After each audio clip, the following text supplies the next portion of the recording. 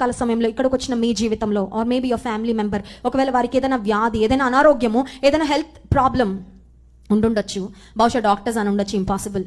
బహుశా doctors చెప్పుండొచ్చు life long మీరు medication మీద ఉండాలండి, ఎంత చేసినా ఇంతవరకే, బట్ అంతకంటే ఫర్దర్ అయితే మేమేమీ చేయలేము, మా చేతుల్లో లేదు అని ఒకవేళ డాక్టర్స్ చెప్తూ ఉండుండొచ్చు. ఈ రోగంతో నా జీవితం ఏమైపోద్దో.